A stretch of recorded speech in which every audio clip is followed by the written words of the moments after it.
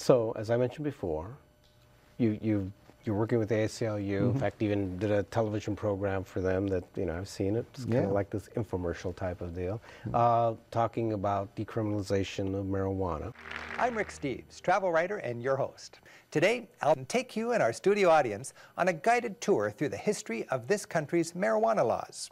Yes, exactly what does decriminalization mean? The term decriminalization typically means that you don't get arrested, you don't wind up with any sort of criminal record.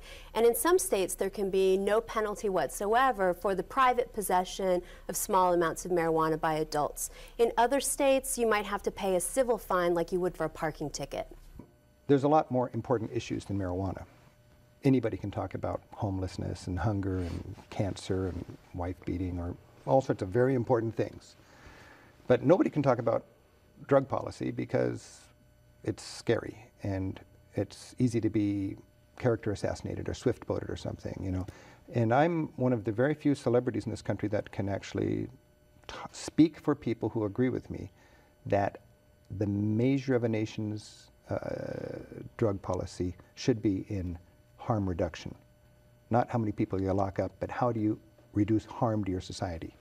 And because I've spent a third of my adult life overseas, where it would be laughable to lock people up for smoking a joint, I've got a different take on this. I'm not necessarily in favor of drugs. I'm certainly not for kids having any more access to drugs. I'm just interested in a pragmatic, effective drug policy. And right now we've got a policy about marijuana that is as smart and constructive and effective as the prohibition against alcohol was back in the 1920s and 30s. And I've given this a lot of thought lately, and it took courageous people to stand up and say, this prohibition against alcohol is hurting our society. When they finally repealed the prohibition against alcohol in the 1930s, they didn't say booze is good. They said this law was counterproductive. And that's what's happening now in our country. We have 80,000 people in jail today because of marijuana. More than 1% of our society is in jail right now. It's a horribly racist thing. You don't get thrown in jail if you're white and smoke marijuana. You get tossed into jail if you're black and smoke marijuana. There's more black men in prison than in universities right now, and on and on and on. And nobody can talk about this because they'll get fired, or they'll lose their promotion, or they'll be crucified this way or that way. I can talk about it because I can just say I've spent too much time in Europe, where people don't get arrested for smoking pot. And the fascinating thing is, to me, statistically, America smokes about double the marijuana that Europe does per capita. And here we risk doing hard time, and over there, a joint's about as exciting as a can of beer.